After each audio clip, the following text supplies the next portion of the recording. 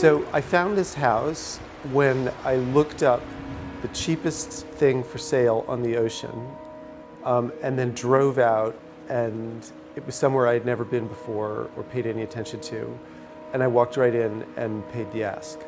I would describe this as my dream home. I wouldn't have thought, if you'd asked me a few years ago, that my dream home would be so small or that my dream home would be something I already had. But I've fallen more and more in love with it every year. And the way people respond to this house when they come in here is really sort of affirming that it is in fact a dream to them too. No matter what they have, when clients or people with big houses, when they come over here and they walk through the front door, they grab my arm and they say, I want to live this way. If you're a decorator, chances are you're living out of a suitcase half the time because your projects are lots of places, and home is someplace you're always moving towards. Even when you're not actually there, the feeling of moving towards it closes the loop on ever feeling lonely or sort of adrift. And I'm always moving towards this place, so that's why I think of this place as home.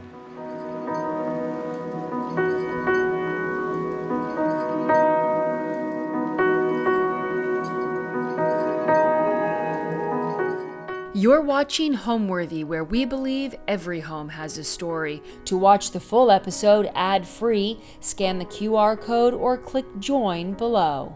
My name's David Netto. I'm an interior designer and a writer about the history of architecture and design. And we are in my house in Amagansett, Long Island at the beach, which is my favorite place to be. So I found this house when I looked up the cheapest thing for sale on the ocean. It had been well maintained. It was in a good condition for what it was, but it was not very pretty at all. It was a house that had been built in 1980. It was sort of dark gray with small windows, but the spot was the most beautiful spot in the world. The house was so ugly that I didn't see any potential for decoration to save it. I just thought, I'm not buying a house, I'm buying a place. And I couldn't afford to buy a nice house in a nice place, so I bought the nice place, and I was really not too bothered about that because I had two small children, and my wife was, at the time, was just sort of surfer and sporty. She didn't care about aesthetics. And I always thought I would tear it down. When it finally came time to do something and make it beautiful, I went into a bet with one of my good friends, the architect Will Meyer, and I bet him that he couldn't design our way out of this without tearing the house down and then have me not miss a summer. And he bet me that he could. So I said, I'll come back in 10 months, 12 months, you're funded, let's see what you got, and I'll work with you. But I don't think you can do that. I think this house needs to be totally torn down. I was kind of paralyzed because I'd already lived in it for 6 years, happily, with kids and a mess. And then it's very hard to come back and get your first thought, best thought, after you've done that. So I needed his fresh eyes on everything. And his advice and the designs that we pursued together were to sort of lean into the weirdness. The house is a collection of intersecting hexagons. We weren't going to fight that, so what we did was take out all the interior walls and make each one into a room. So the hexagons, instead of containing little bougie closets and kitchens, pie wedges inside of those shapes, all became pavilions. If I tell you about the layout of this house, it's going to be a very short conversation because it's a very small house. It's about 4 rooms, actually. It feels much larger because they're mysterious, and there's a sectional diversity to the house where you're going up and down, 4 steps, and then up to the master bedroom, which is its own level, and I call a villa on top of the house. So you don't really have a sense of finite space, but the room count is indeed small. There are 3 bedrooms on the lowest level for my 2 girls and a guest room. And then there's a TV room, which to me is an office, but my kids call a TV room. And there's the living room that we're sitting in, which is all unified with the kitchen now, which I love about it. We're just walking into the main space.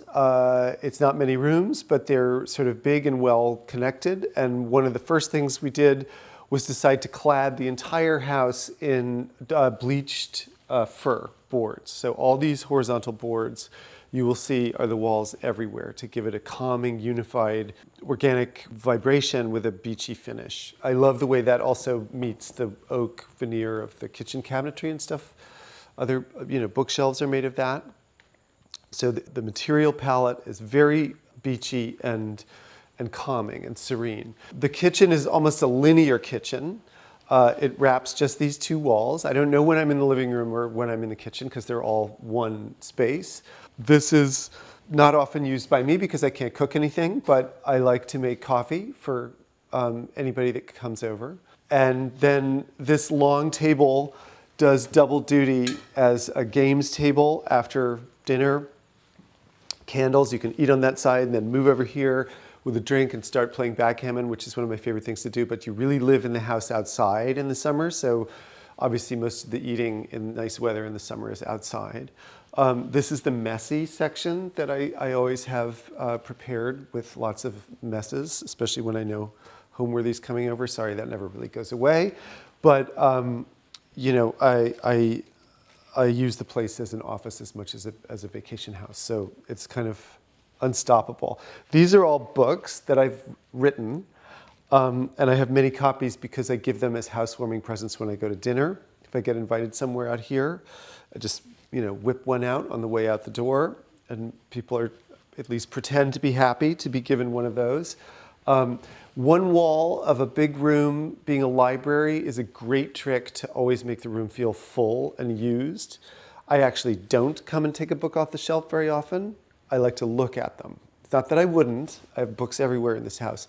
But this is really a visual trick to make the room feel more lovingly occupied. I saved my money in my early 20s to buy this table, and it's by a great French designer called Maxime Old. When Jacques Grange saw a picture of this table, he knew it was good and complimented me, and that made me feel very good because I paid the unheard of price of, $4,000 or something for it in like 1996.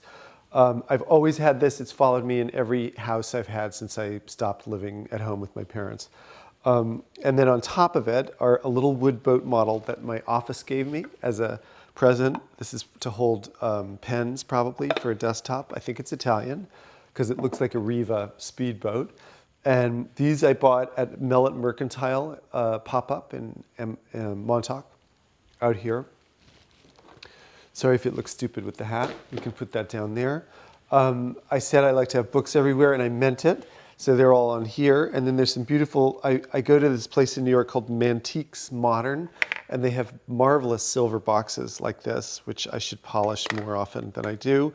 This is a really excellent example of one. And then the sailboat model I bought in Stockholm at a maritime store. Don't you want to ask me about the rat? Didn't notice? There's a little bronze rat. He's for good luck. It's a Japanese bronze sculpture of a rat, which my office, they give me presents from time to time. The boat was a present from them.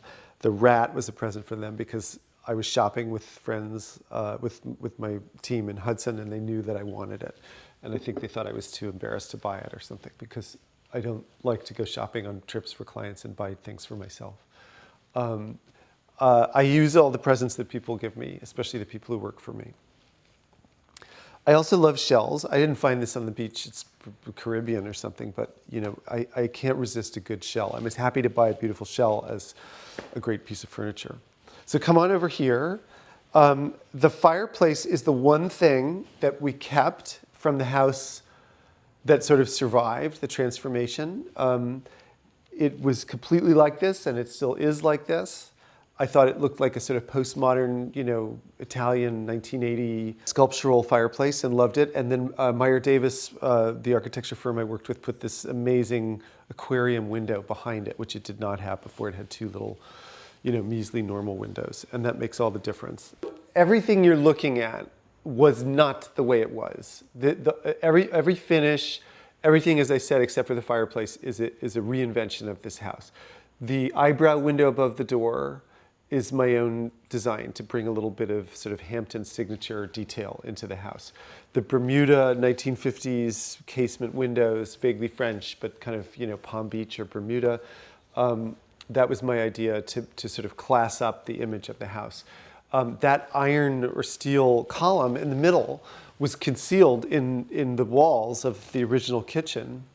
And so it was really awful and rusty and gnarly looking. And I said, let's just paint it blue, like Prouvé metal furniture, and then wrap the bottom in half in rope, like I'd seen at the Lobster Inn out here. What can I tell you? I'm a sucker for a good seafood restaurant, you know? So that's new, that's new, that's new. The fireplace, not new. The window, new. The way the light fills the room and bounces off the ceiling, new. Now, we made so many alterations with the eyebrow window and so forth to the ceiling that we had to clad it all in new boards, and they wouldn't all match, so I had to paint that white. That was one place I didn't have a choice. So I probably at one point thought that I wanted to make the room all natural wood, but we had to paint the ceiling.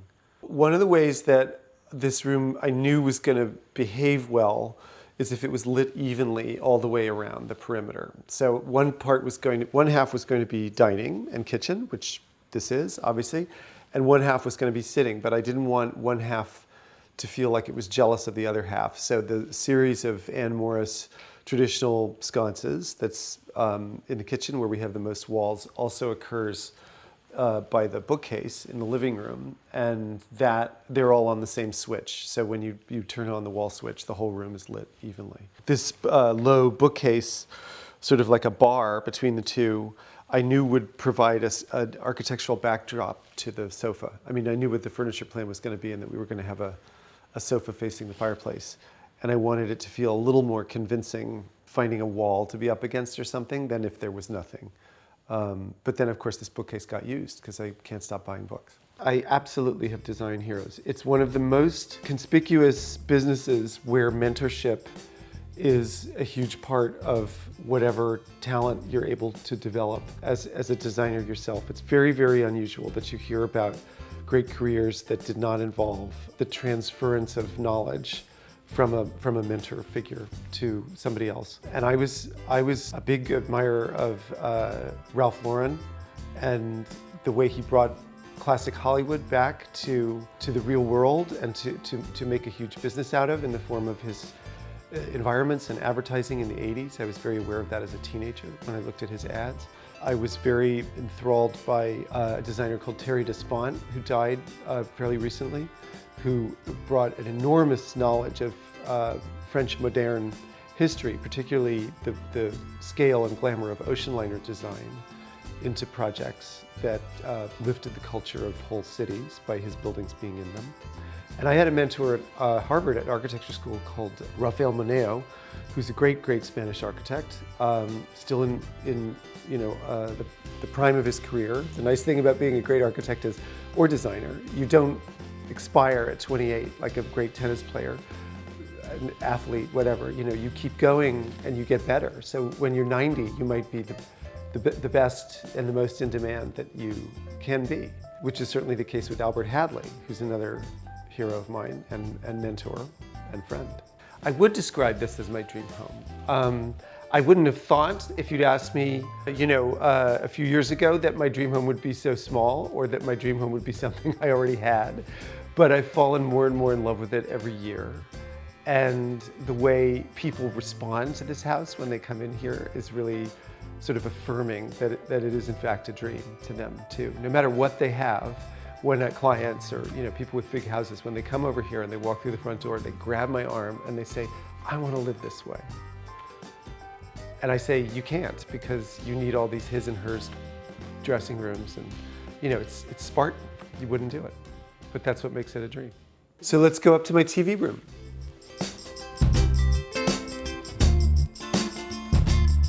Or is it my office? I don't know. Sometimes it's one and sometimes the other. This is the weirdest shaped room in the world, and it required a very strangely shaped sofa to make sense of it. Sometimes if something's awkward or a mistake, if you do it twice, it becomes a strategy.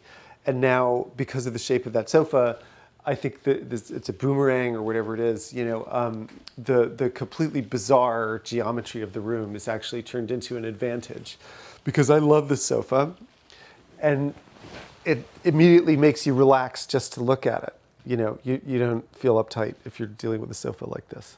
And then the next move was to put this organic shaped table from Wyeth, which is a great local dealer and designer of furniture. They designed that and made it out here. So there's a trapezoid holding a boomerang with a blob in the middle of it.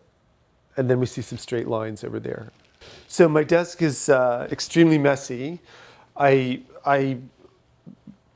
got a sense of what's on it and what needs to be dealt with. And then this is sort of the catch-all for business of the day. You know, I have papers there that I need to that I've just finished, something I've written and I've read it. I need to print a lot when I write things because you catch mistakes when you read them on paper. And then I move things sort of left to right onto there when they're done, and then they get put away. So this is the system. Here are the exercises that I'm not going to do today. But if I did do them, that's what that would look like. I have postage stamps because I'm an old-fashioned guy. I write a lot of thank you notes. And very beautiful pens are a great way to take the dreariness out of writing thank you notes. This is the infamous and rare Louis Vuitton cargo pen. They made, they made certainly the biggest and heaviest fountain pen, probably in production. And then they lost interest in the pen business, and now you can't get any service for it. So you have to enter a subculture of weird people to fix it and get cartridges and stuff like that. Here's a normal Mont Blanc pen that I bought in Milan on a trip. Very nice, but it doesn't quite have the heft of, this is like a bomb or cigar, right? Kind of strange.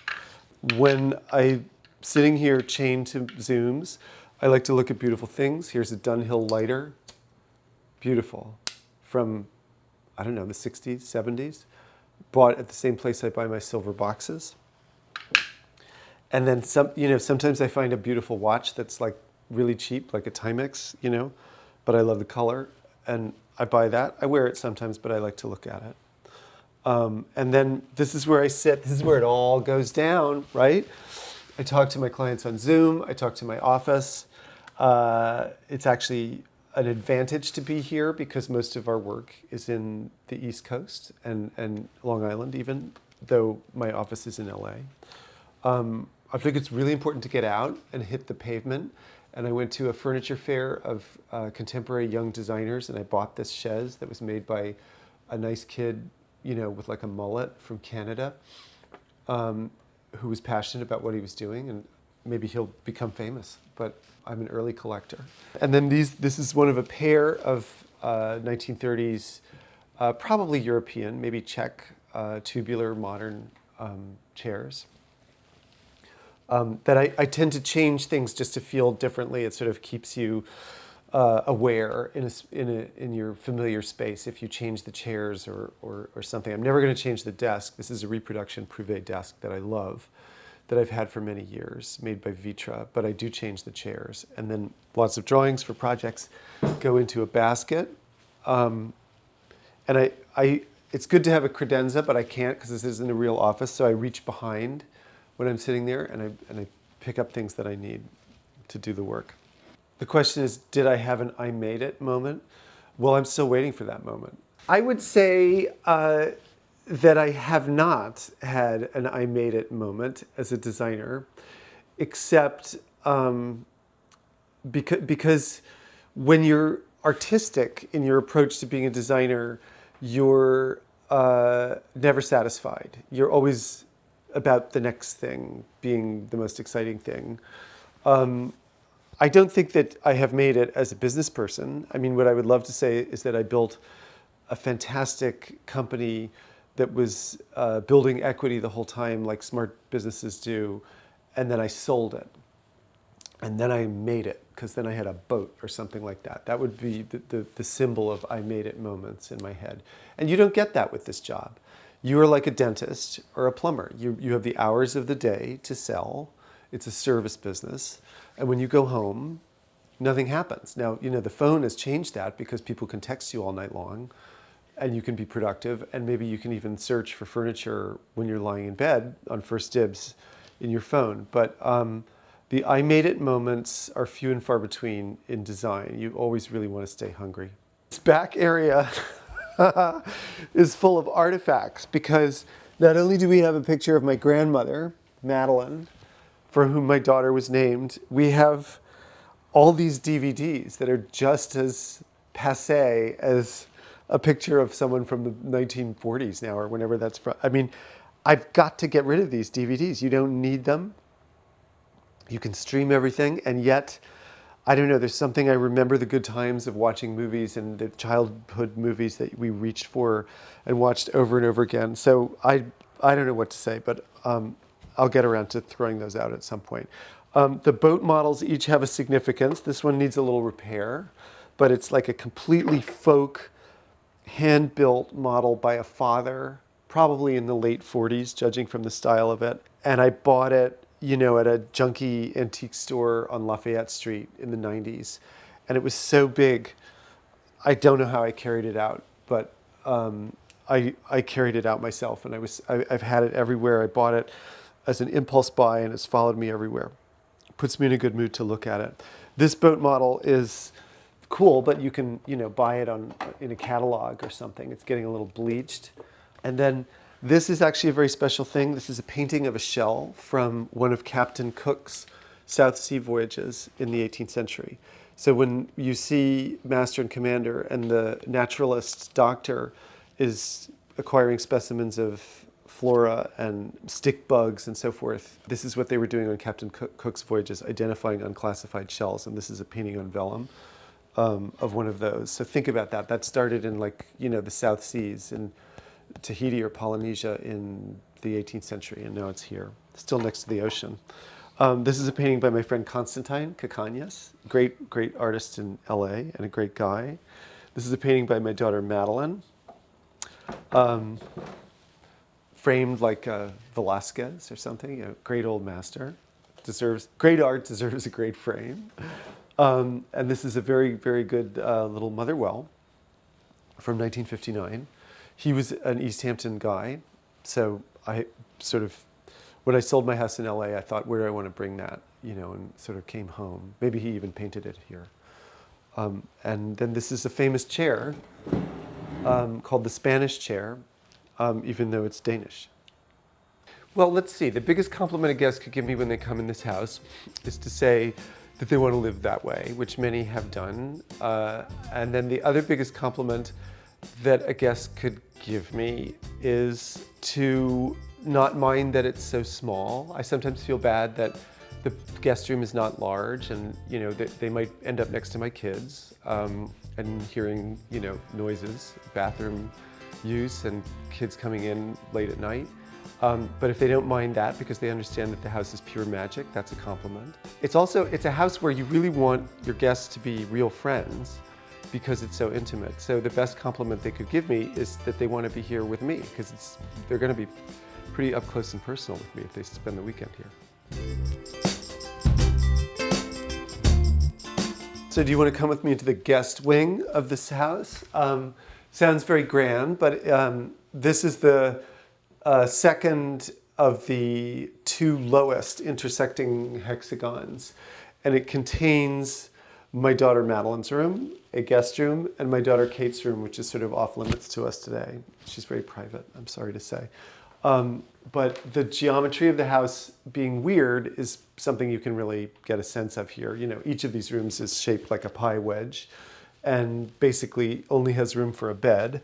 But Madeline's life, you know, of all the questions I dreaded coming from my children getting bigger, were, Dad, can I have a bigger room? Because I don't know what the answer would be in this house. We're kind of, you know, stuck with the shapes of things as they are. But she's never asked for a bigger room. Madeline loves her room, and it's kind of a world. And one of the only things that we changed recently was she bought this huge True Romance poster. She's a huge Quentin Tarantino fan, and asked me to frame it. And I was like, are you really sure that's going to fit in that little room? And she said, yeah. She wasn't afraid of scale at all. And so I just hung it for her, and it fits, and she's psyched. This is an incredible thing of mine that she stole. I bought this 2 summers ago. It's a desktop clock made by Hermes in probably the late 40s. And we know that because it is the clock from an airplane, a fighter plane from World War II. And after the war, the guy who'd been in the Air Force and flew the plane thought that it was his lucky plane, and it saved his life. So he took the clock out of the dashboard of the plane and brought it to Hermes and said, "Can you make this my desk clock?" And Madeline loves World War II and the movie Dunkirk and the movie Mrs. Miniver, and knows a lot about it. Wrote her college essay about the Dunkirk evacuation. And so I bought this and told her all about it, and then she promptly swiped it and put it in her room. That's all right. I come in and visit it when I get lonely. It has a good home. So this is a collaborative composition that shows my daughter's skill at accessorizing. I bought the chest of drawers, which is just a good Nelson knife edge model from the 50s, early 60s. And then she set up all of these accessories, I think, very nicely, including some college memorabilia, a bottle that a friend made for her when she got into St. Andrews, where she is now, and her beloved fridge. All college students love to have a fridge in their room for some reason. I don't know. Let's see what's in here, shall we? Nothing. Carafe of water. What a relief. What do my children think when they think of me doing this job and being an interior designer? I think that they really don't know what the job is. They may think they know, but it's a very psychological job. Mario Buada, who was a great character and a great decorator, in his time, said that you have to be a lawyer to get paid. You have to be a walker to keep people company and take them to lunch. You have to be a designer to design the rooms, and you have to be a psychiatrist to referee the marital tensions, when you're designing for the house that holds two people that want two different things. So it's a job that's different from what you think that somebody doing that job is just designing all day, but they're keeping people amused, and they're keeping people interested, and they're keeping up the stamina for long periods of very expensive and sort of disruptive construction that they have to feel good about, not just at the end, but in the middle too.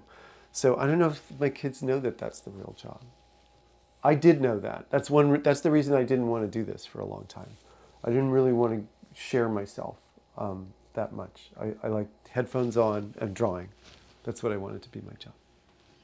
It's not that job.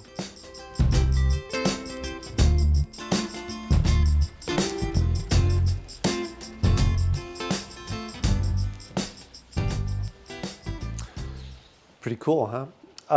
This is my bedroom, which is really more like a villa on top of the house. It's like a lighthouse, but fatter, and completely 360-degree views of Napeague Harbor that way, which is even more beautiful sometimes than the ocean, but then the ocean is this way. And I was watching dolphins go by last night, as it got darker at the end of the day. One of the things that I wanted to do in the so-called villa was make it unbourgeois and sexy and all about the exposure to the outside, the fantasy that we were living outside because the view was so all-encompassing. So when you're in the bathroom, which is not really a bathroom, it's still the room, in the shower, you can still look out while you're showering and see everything you can see from bed. It never goes away. There's no okay, now I'm going in a room and close a tiny closet, closing the door behind me or anything like that. And one of the ways that my friend Will Meyer, the architect I worked with, sort of showed me how to keep taking advantage of that was we put landscape lights. These are called Bega lights at floor height so that you can light the room very softly at blue hour and then still experience it as the light outside. I've never seen those used inside before, and now I use them all the time. These are also landscape lights in the ceiling, these pointable lights. And it's good to use things for outdoors because the ocean just corrodes and degrades everything. You want, the TV downstairs is a TV made for a boat. It's pretty much waterproof. I was married at the time that I did this renovation to a very sporty girl, and my gift to her was to make it like a spa because she was a surfer, and so the bathtub is out in the room. I think in the drawings until the very end was somehow in the bathroom, or there was room for it back there, and I said, no, let's bring it out and put it in the front of the room because I had seen this wonderful hotel in Miami, the Standard Spa, had bathtubs outside, literally outside. You would get a room with a porch, and the tub was out there. And that's where I got that idea. And then the bed is built in, like the kitchen counters are, oak veneer, part of the architecture. I wanted the house to sort of hold as little furniture as possible, to need as few contents as possible, so that the things that it needed could be really whimsical and chosen for their poetry, like that chair. I mean, it's a very surprising thing to find an 18th century, French chair, sort of a Park Avenue chair in a modern room like this, or out at the beach. But I think it's beauty is by contrast.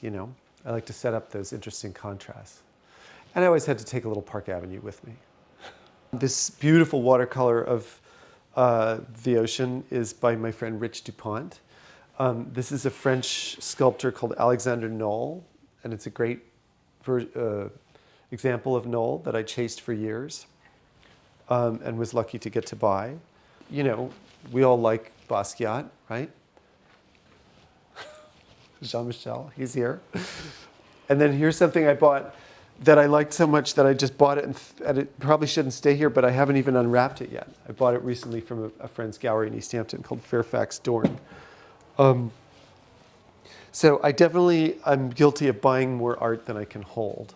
I do use the tub, but mostly, it's like an occasion when I use it. I think the house guests or the people I lend the house to are more excited to use the tub. Once you've done it once, twice this summer, that's enough.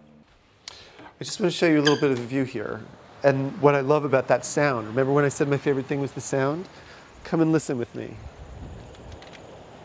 I love thinking about how old the dunes are. When you look at dunes like that, they're probably 2,000 years old.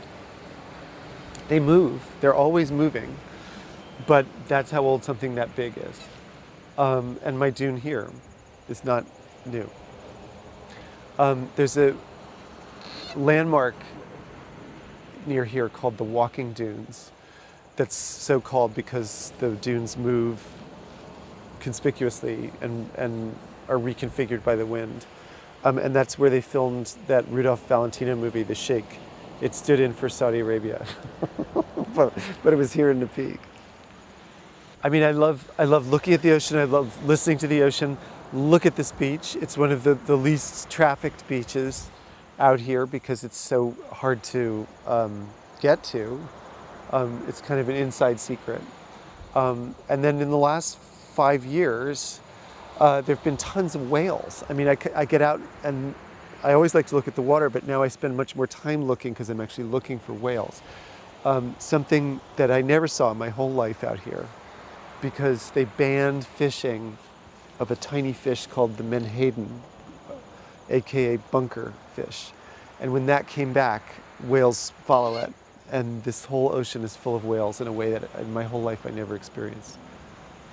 Who knows what else is in there, but the whales at least you can see. Home, to me, is being with my children. So in a funny way, it's not about a house.